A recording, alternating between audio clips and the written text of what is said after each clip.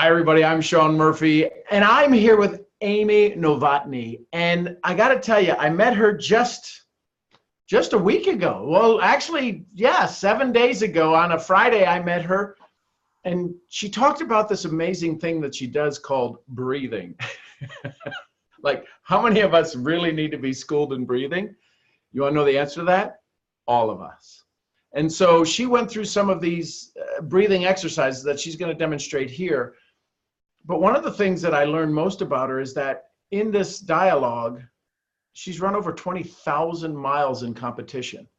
And biggest reason she's been able to achieve that most of the time, majority of the time, pain-free, if not all of the time, is because what she's about to teach you here, what you're about to witness with our stand-in stud,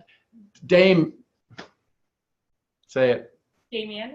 Damien. With our stand-in stud, Damien, who's going to actually be there and show you how the body needs to be kind of manipulated to get it back into normal state. So, Amy, tell us about this breathing that you came across and you've learned, and you now fly around the world, and somebody actually had you go help them watch emperor penguins to teach them how to breathe, and you do it all over the world. Talk about this. So we know that breathing is very important for getting oxygen in and out of our bodies, but we don't always think about how it affects our nervous system, our posture, our position of our bodies. And so when I started learning about the importance of breathing about 5 years ago, I started realizing it can have a huge impact on our lives, on our stress, on our ability to relax, and even on our pain levels. So I started taking some courses about breathing and how the diaphragm works. And before practicing on patients, I started practicing on myself. Because I know one of the most important things in order to teach someone something, I need to be able to do it myself and practice it myself before I can impart that knowledge on someone else. So at the time I was training for marathons and ultra marathons, and I didn't change my habits at all, but I started practicing the breathing. I kept my strengthening the same, my cardio workouts the same, but all of a sudden I started getting faster with my running. It just became easier. I didn't have to stretch. I didn't have to scrape or foam roll or do any of the things that are considered traditional physical therapy to get you out of inflexibility. And it showed up as results in my marathons too. The first marathon I did after practicing the breathing, I dropped 7 minutes. And then the one after that, a couple months later, another 7 minutes dropped off, and so I was able to run a 3:19 marathon, which had never been possible for me before. I was in the upper 3:30s for all of my marathons. So to drop that much time off and going from a flat course to a hilly course and dropping that much time off was pretty significant. So I'm a doctor of physical therapy, and at the time I was doing traditional physical therapy, so I started implementing it into my treatments with patients and explaining how we can use breathing to change the way our body and our trunk is positioned and how that can affect our mobility in our hips and our shoulders and allow for more freedom of movement and also reduce muscle tension and stress. So, and it's wow. So, I mean, to take 14 minutes off in just a couple of months, I mean, most runners are happy with a couple of minutes off. Shaving a couple of minutes off would be like amazing, and you did like 14, and it's because you allowed the frame to get back in order because of breathing properly? Yes. So what we can do with breathing is a lot of time our rib cage and our sternum are not in the correct position. So I'm going to demonstrate on Damien here a little bit. So Damien is known in his circles as having very good posture, very upright, and when he speaks a lot to a lot of real estate groups, and he has a very upright posture. Unfortunately, it was a little bit too upright, so I'm going to turn you sideways. So go ahead and sit in your normal upright position, very upright at the edge of the chair. So normally he's very, very rigid, and so what happens is his rib cage was, even go more extreme. So his rib cage was pushed forward and elevated. It was kind of rotated on a hinge, so his sternum was a little bit too high. And so what that does is it closes down the space available for his shoulder and hip joints. And so what we have to do is get him back into neutral so his breastbone comes down and his ribs go down and they go back into position. And what that does is it changes the way the pelvis is sitting. And if you can put the pelvis back into neutral, it frees up the space in your hip joints. So your hips can move very easily when you're running. And the same thing goes for your shoulder joints. If your rib cage is in neutral, now your shoulder blades sit where they should, and it gives you freedom of motion in your shoulders. And this will allow you to do any activity for a prolonged period of time pain-free.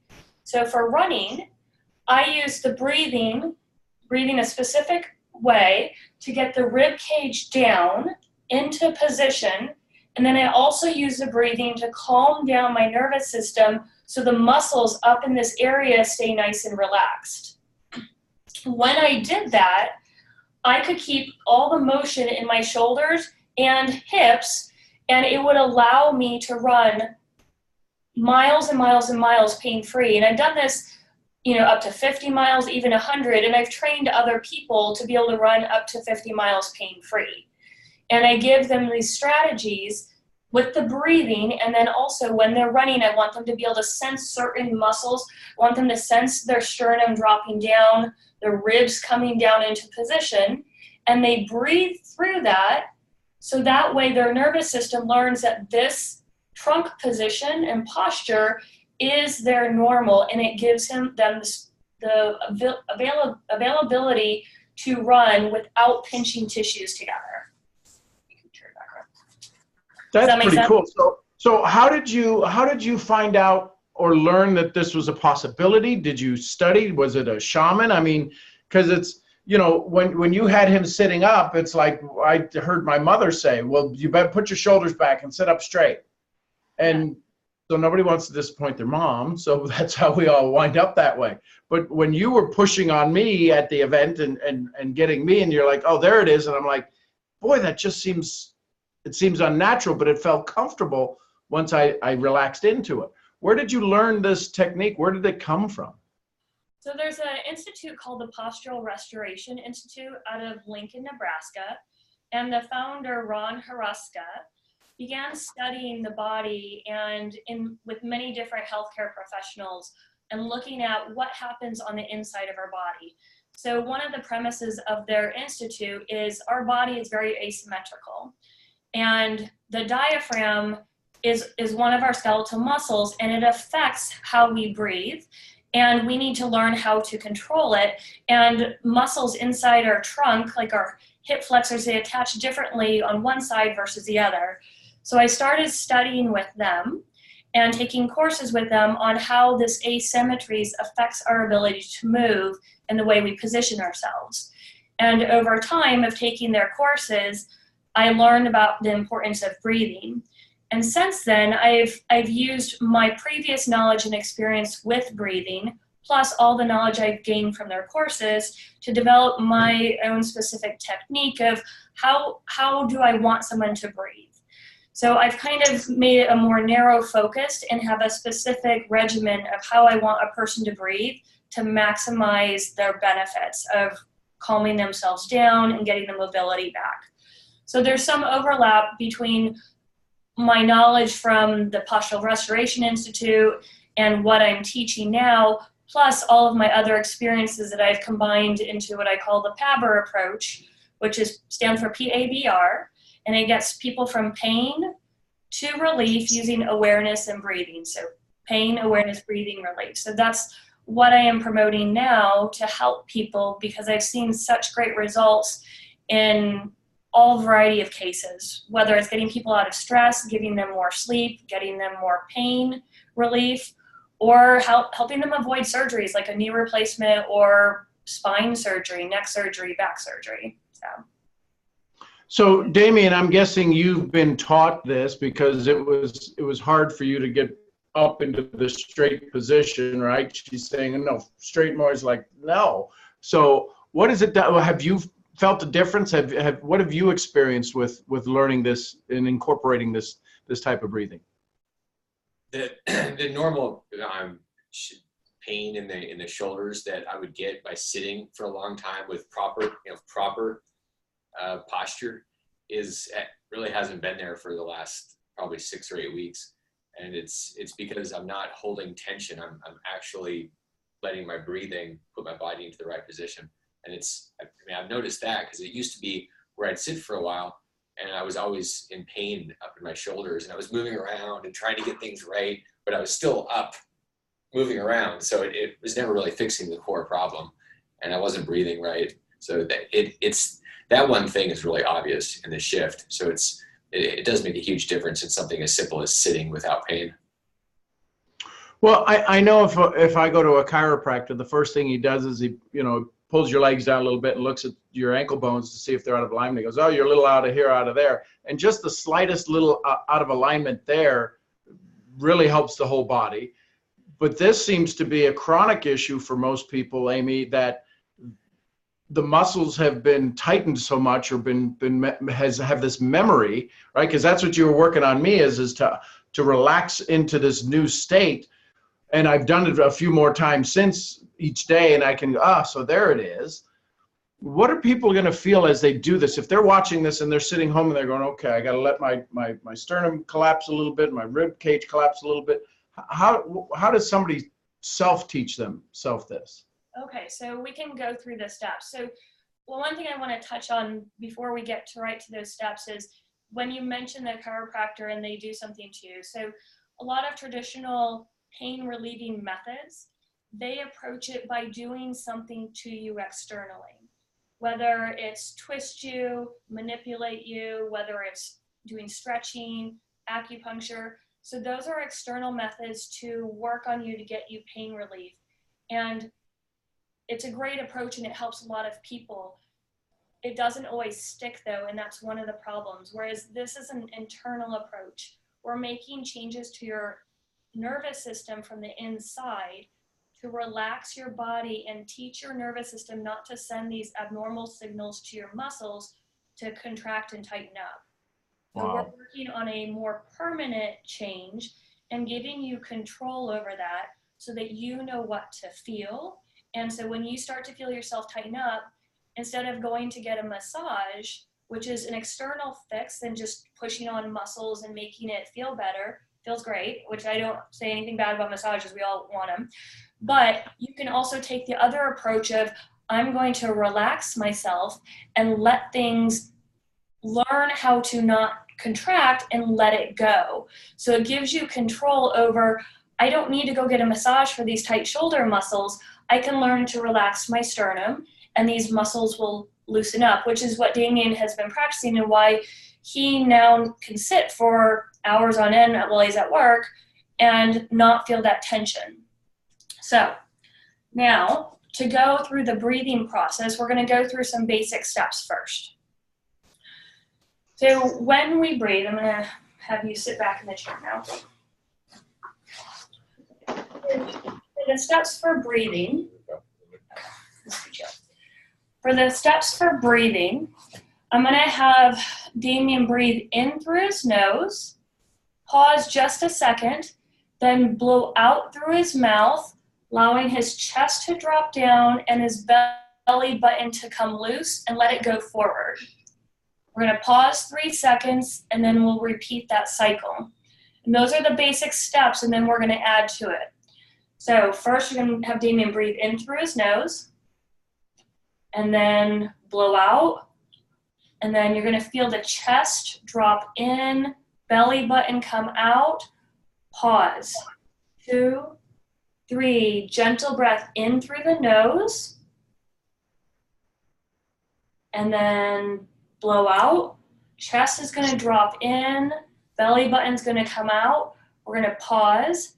2, 3, now he's going to breathe in through his nose to his throat. So we're not trying to lift the chest up. We're trying to breathe in the nose to the throat, which feels restrictive. And then we're going to blow out, drop the chest down, belly comes out, pause. 2, 3, going to gently breathe in through the nose, trying to fill the throat up. So that way the shoulders don't lift. And then you're going to blow out. Chest drops down, belly comes out, and you can see Damien knows how to do this because he used to lift up his shoulders and his chest to get air in, Go ahead and breathe in, but you can see now he doesn't do that. He gets air in, it fills in all up here in the upper back and upper chest, but it's not lifting the rib cage up. He no longer lifts his back, uses his back muscles to lift his chest up to get air in. Okay, now we're gonna do it with the straw. And the reason I use a straw is because it helps keep our mouth open like a fish or a duck. And it also gives us auditory feedback because you want to be able to hear noise come out of the straw. Okay, so now he's going to breathe in through his nose and blow out. And you should hear a nice whooshing sound. Good. Pause. 2, 3, gentle breath in through the nose, filling the throat, and you'll feel a gentle expansion in the upper body. And then blow out, chest drops down, belly comes out. Good. Pause. 2, 3, gentle breath in without lifting the shoulders. It goes into the throat. And then blow out, the shoulders relax, your low back relaxes into the chair. You feel the ground under your heels. And with him, I'm going to bring his knees together a little bit. Pause. 2, 3, gentle breath in through the nose. And then what I tell people is when you're blowing out, it's as if you're trying to get away from your bra or your shirt as you blow out and your breastbone goes in and you create space under your armpits as your ribs drop down and your belly button comes out. And you have to let that belly button go because if you suck it up, it's going to elevate your ribs and lock them up high in an abnormal position. So we have to let that drop down and let that belly button come out so your side abdominal muscles can help pull the ribs down into the correct position. Okay. And then breathe in. And as we get more advanced, after we blow out, go ahead and blow out, you'll start to sense the side abdominal muscles pulling the ribs down.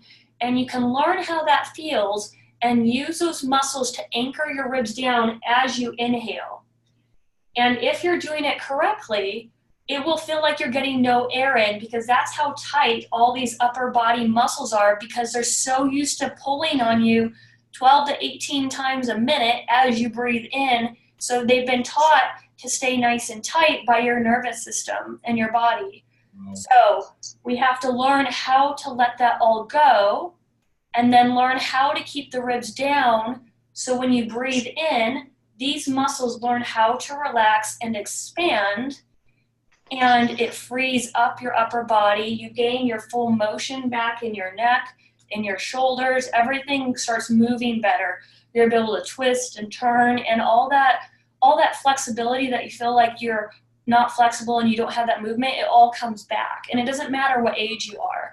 As long as you can think and you can learn and sense, you can get it all back. Doesn't matter how arthritic you are. I have had people with bone on bone in their knee joints and be ready for knee surgeries because they've done injections, they've done the Synvisc injections. And by doing this and learning how to get their rib cage into position, all of a sudden, their hips go back into position, their knees go back into position, the joints free up, and even though they still have arthritis, that wasn't the cause of their pain, and they can move again pain-free, and they've canceled their surgeries. So it works in all cases. Necks are a lot of big problem where you have numbness coming down the arms. They say it's a herniated disc. It's a matter of space not being available. So once we get the chest and the shoulders back into position, and your rib cage back into position, you can free up the neck, the numbness goes away, you can avoid neck surgery, back surgery, can help with strokes. I've gotten stroke patients function back that they haven't had for 10 years after their stroke. So it's all this has to do with changing your nervous system and giving you that control back. Depending on how much you want to practice, how far you want to get, you have that control. And these are the tools to get there. So. I will say when I was doing it here just now and because you kept saying at the event and there after the event, breathe into your throat. I actually felt the swirling in my throat, kind of like cool air. I'm like, that's weird. But that was the first time I didn't, you got to practice it. But I didn't, it was cool to feel that. It's like, okay, so it's like this huge cavern. And I was standing there and I could just feel that wind swirling around. So it's kind of neat. Yes, and one tip for that too is you can put the tongue to the roof of your mouth over your palate. That will change how the air is directed, and that can make it a little bit easier for you to get it into your throat and have that sensation. Wow. Yes. So Amy, people have questions. They want to contact you. What's the best way for them to reach out and say, okay, walk me through this. I want to do a session with you. I want to do something. What's the best way for them to find you? They can find me on the website, which is www.pabrinstitute.com. They can reach me there, and there's a link. You can send me an email. They can also reach me at amy@pabrinstitute.com. They can reach me also if they want. I have a 1-800 number, 1-800-963-3631. They can reach me those ways. They can also send me a message on Facebook if they want. They can search for my name as well. So, cool. I'm happy to help anytime. So here's the thing. You got on this mission, this journey, because it's worked for you. Yes.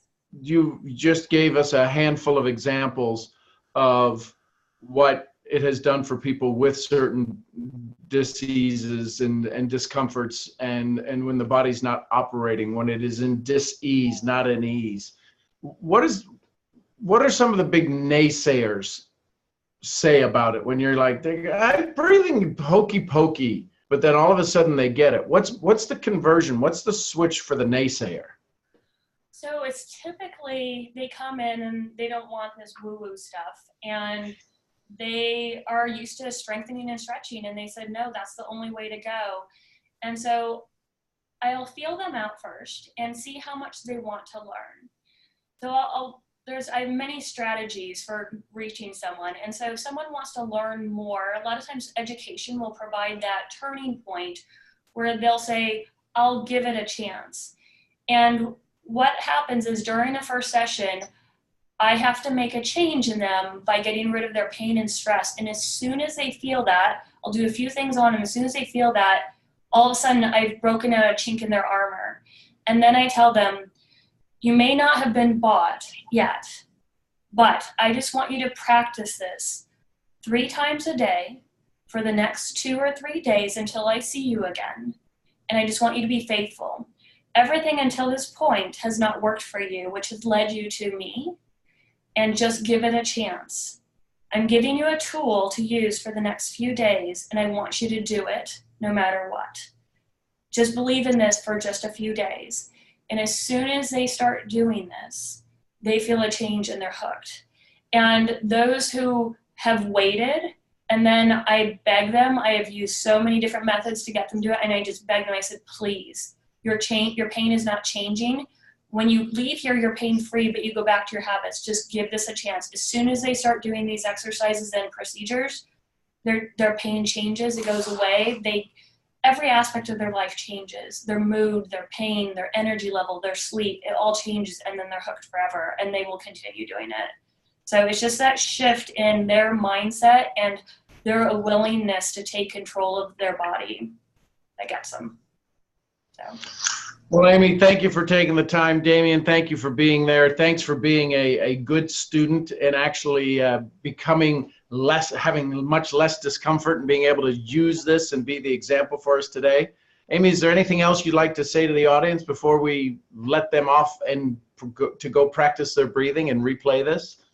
Yes, just thank you for your time. I appreciate what you've done for me today, Sean, and please reach out to me if you have any questions. I love answering questions, and this is one of my greatest passions. I hate seeing people in pain, especially when I know there's a way to get out of it. It's truly a remarkable feeling when you have that control back. So don't hesitate to reach out, please. And I'm guessing this probably would be okay for kids, right? Like in school and stuff, who they're saying has the phone neck challenges and stuff. Yep, I've treated many, many kids, all the way from 5 years old all the way up to older adults in their 80s and 90s. So this works for everyone, as long as you can think and and process, you can do this. Well, there you go, folks. Breathing, that thing we do naturally, but we've done it so unnaturally for so long. The actual best way seems unnatural. Make sure you get a hold of Amy. Make sure you ask her the tough questions, because I can promise you she's been around the world and answered probably most of them already, and she'll be there to help you. I appreciate y'all. Thanks, Amy. Thanks, Damien. Thank you. Bye-bye.